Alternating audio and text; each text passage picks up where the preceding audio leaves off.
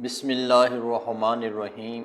अगर दूध में अर्क नींबू मिलाकर सुबह शाम चेहरे पर मला जाए तो चेहरा खूबसूरत निकल आएगा।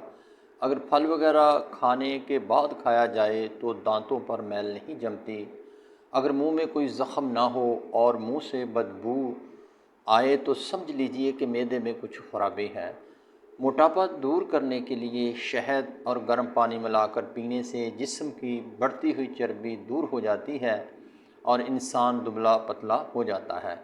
नमक और शहद से दांत साफ़ कीजिए, दांत चमक उठेंगे। अगर होंठों पर स्याही या नीलाहट आ गई हो तो नींबू और ग्लिसरीन इस्तेमाल करें, आहिस्ता आहिस्ता नीलाहट दूर हो जाएगी।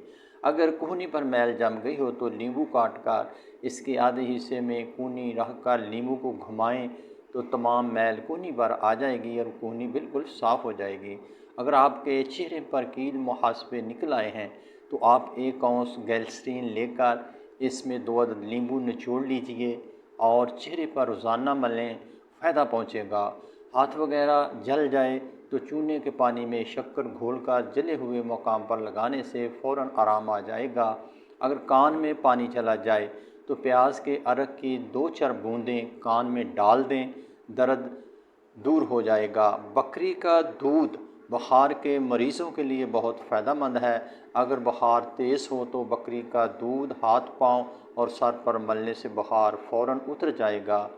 गर्मी में अगर गोश्त रखना हो तो इसे सिरका और पानी से तर किए हुए कपड़े में लपेट दीजिए, गोश्त काफ़ी देर तक ख़राब नहीं होगा। मक्खियाँ नाक में दम कर देती हैं तो खाना पीना दुश्वार हो जाता है, लेकिन अगर किसी जगह पर पुदीना लगा दें तो मक्खियाँ नज़दीक ही नहीं आएंगी। अगर वीडियो आपको पसंद आई हो तो मेरे चैनल को सब्सक्राइब करें। शुक्रिया।